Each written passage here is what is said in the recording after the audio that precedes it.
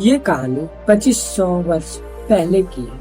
एक राज्य में एक शेख रहा करता था, जो कि वो अमीर था और वो राजा था। वो राजा बहुत ही कंजूस थे और वो वीर योद्धा भी। एक बार की बात है, एक ब्राह्मण ने उस राजा को उस गांव से यानी उस राज्य से बाहर निकालने का योजना बनाई, लेकिन उस राजा के मंत्री ने ये योजना बनाते हुए पकड़ लिया और राजा से जाके कह दिया। उसी समय उस ब्राह्मण को सजा दिया मौत का और उसके गला को काट के बाहर के एक खम्भे पर लटका दिया।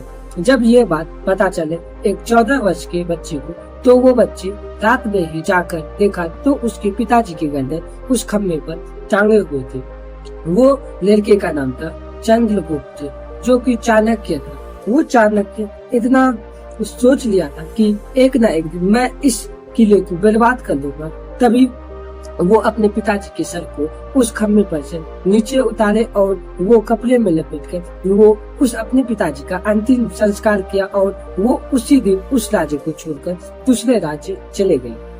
वो ऐसे में ही वो एक ऐसे योद्धा की खोज में था जो कि उसका मान और सम्मान रख सके और उसके लिए लड़ाई कर सके। चाणक्य जानता था कि ऐसा योद्धा खोजना इतना ही आसान नहीं है, इसीलिए वो एक दिन जंगल के रास्ते कहीं जा रहे थे। चाणक्य तभी उस जंगल में कुछ बच्चे खेलते हुए नजर आए, जो कि वो बच्चे राजा और चोल का खेल खेल रहा था। तभी उसमें से एक बच्चे को देखा, जो कि अपनी कूटनीति और चाल नीति से सभी बच्चे को सीख दे रहे थे। तभी वहाँ पर एक चीता आया, जो कि चीता देखकर सभी बच्चा भाग गया, लेकिन वो बच्चा नहीं भागा जो कि राजा बना हुआ था। जैसे ही वो बच्चा को देखा सिंह, तो वो चीता चाणक्य पर हमला करने के लिए आ रहे थे। तभी उसके बीच वो बच्चा आया और उस चीते के हमला करने से पहले ही वो बच्चा चीते में लड़ गया और चीते को धराशायी कर दिया। तभी उस समय वो चाणक्य ने पूछा कि बेटा तुम्हारा नाम क्या है? तब वो लड़का कहता है कि मेरा नाम है चंद्रगुप्त मौर्य।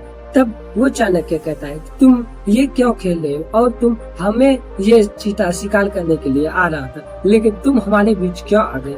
तब वो लड़का कहता है कि मैं राजा बनना चाहता हूँ और मैं उस राजा को एकदम मौत का नींद सुनाना चाहता हूँ। तब वो चंद्रगुप्त मौर्य कहते हैं चाणक्य से कि मेरी माँ उस राज्यसभा में काम किया करते थे, लेकिन वहाँ से हमारे माँ को बेइज्जत करके निकाल दिया गया है, इसीलिए मैं उस राजा को मार दूंगा और मैं वहाँ का राजा बनूंगा। तब चाणक्य को ये पता लग गया कि यही लड़का हमारे लिए कुछ कर सकता है। तब उसी समय वो लड़का को कहते हैं कि तुम आज से मेरा शिष्य बन जाओ, मैं तुम्हें हर चीज सिखाऊंगा जो एक राजा को जरूरी होता है। तभी वो लड़का वो चाणक्य के साथ चले गए उसके आश्रम में। जब वो चंद्रगुप्त मौर्य अपने उम्र के अनुसार वो वीर योद्धा और शक्तिशाली ही बनते गए। उसके बचपन का शिक्षा प्राप्त हुआ और वो तलवारबाजी, तीरबाजी, घोड़सवारी ऐसे हर चीज को सीख गए। चाणक्य उसे एक अच्छा योद्धा बना दिया, जो कि हर कोई नहीं बन सकता। समय के साथ वो ऐसे योद्धा बन गए जो कि वो कोई समझ भी नहीं सकता था। अब उस चंद्रगुप्त का नाम वीर योद्धा चंद्रगुप्त के नाम से भी जाना गया। तब उसी समय चाणक्य कहते हैं कि तुम जाओ वही जंगल पर जहाँ से तुम आए हो और वहाँ पर तुम अपना एक सैनिक बनाओ। याद रखना वो सैनिक किसी को पता नहीं चले कि तुम एक सैनिक बनाए हो। उसी समय वो उस चंद्रगुप्त मौर्य वही जंगल में जाता है और वहाँ पे अपनी कूटनीति से बहुत सारे सैनिक बनाता है और उसी राजा पर आक्रमण करते हैं। उस राजा के पास 2000 पैदल सैनिक थे और 80,000 घोड़सवारी थे, 30,000 हाथीबाजी थे और 2000 रथ पर चलने वाले सैनिक थे। उन सभी को हराकर चंद्रगुप्त मौर्य भारत का नंबर 1 सम्राट बना। इतना ही नहीं, उस समय का एक दुश्मन था जो कि था सिकंदर। सिकंदर जब इस भारत पर हमला करने के लिए आए, तब उसका मुलाकात चंद्रगुप्त मौर्य से हुआ। उस समय चंद्रगुप्त मौर्य बहुत ही शक्तिशाली राजा हुआ करते थे।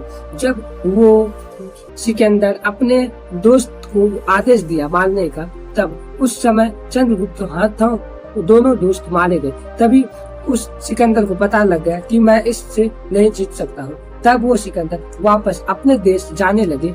तभी रास्ते में उस सिकंदर का तबीयत खराब हो गया और वो अपने हार्ट अटैक से उसका भी मौत हो गया।